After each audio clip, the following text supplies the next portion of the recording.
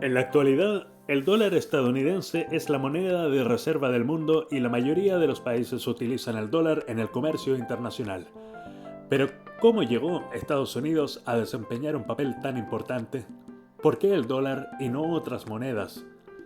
Todo comenzó en 1944. Estados Unidos salió de la Segunda Guerra Mundial como la superpotencia mundial con la mayor parte de las reservas de oro del mundo. En 1944, hacia el final de la guerra, las fuerzas aliadas se unieron para establecer un sistema financiero, que se conoció como el sistema de Bretton Woods. Bajo este sistema, Estados Unidos tenía la mayoría del oro del mundo, que en un momento fue reconocido internacionalmente como una moneda universalmente aceptada, y los demás países del mundo compraron dólares estadounidenses como sustitutos del oro. Si un gobierno extranjero quisiera canjear el oro, podría hacerlo a $35 la onza en Nueva York con el Banco Central de América, también conocido como Reserva Federal. Bajo este acuerdo, la Reserva Federal siempre mantendría suficiente oro en sus bóvedas para garantizar la conversión de los dólares de papel. En otras palabras, los billetes de dólar eran verdaderos certificados de propiedad del oro real almacenado en los Estados Unidos.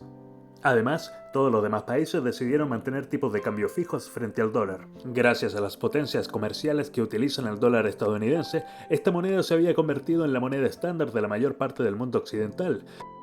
Los países se sentían cómodos utilizando el dólar en el comercio, el ahorro y las inversiones.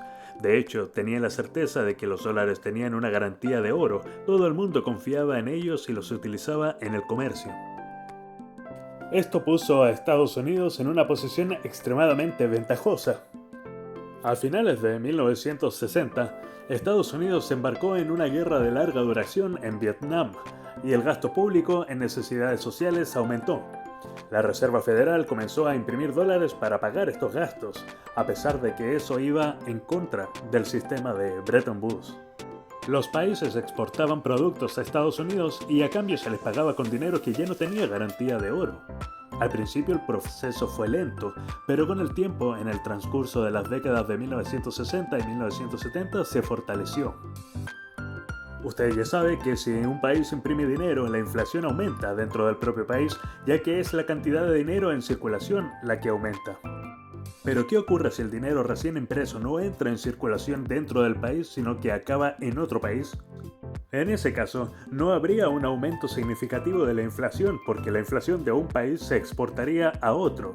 Eso fue exactamente lo que ocurrió. Estados Unidos comenzó a imprimir secretamente más y más dólares, comprando bienes y servicios reales en otros países. Y como había una gran demanda de dólares en todo el mundo, Estados Unidos no tuvo que enfrentarse a una elevada inflación. A principios de los años 70, algunos países empezaron a darse cuenta de lo que estaba haciendo Estados Unidos. Se dieron cuenta de que había más dólares en circulación que oro almacenado en Estados Unidos. Si todos los principales miembros del acuerdo de Bretton Woods hubieran decidido reclamar oro por sus dólares, la Reserva Federal de Estados Unidos no habría tenido suficiente oro para cubrir la cantidad de dólares en circulación. En particular, Francia y Suiza empezaron a hacer cola para vender tantos dólares como fuera posible convirtiéndolos en oro, lo que inicialmente habría comenzado con unas pocas operaciones limitadas de conversión de oro en la Reserva Federal, pronto aumentó considerablemente. Si más países se hubieran dado cuenta de que el dólar ya no es un equivalente al oro, simplemente habrían dejado de acumular dólares como moneda de reserva. La influencia financiera mundial de Estados Unidos habría sufrido un duro golpe. Había que hacer algo y con urgencia.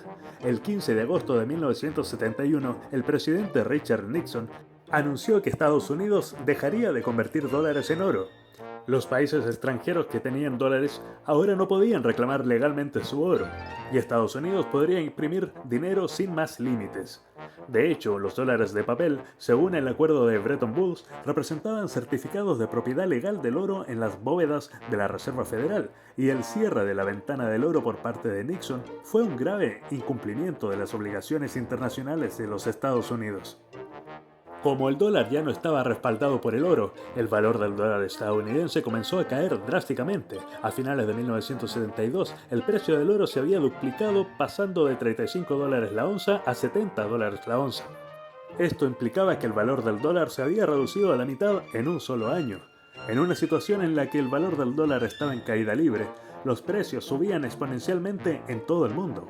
A medida que crecía la inflación, la confianza en el dólar estadounidense durante los últimos 27 años iba desapareciendo rápidamente. El mundo había concedido a Estados Unidos el derecho a imprimir dinero a cambio de bienes y servicios reales. Entonces, Estados Unidos corrió el riesgo de que se le arrebatara este derecho con las previsibles y dolorosas consecuencias. El control del comercio financiero internacional estaba en juego y la presión aumentaba.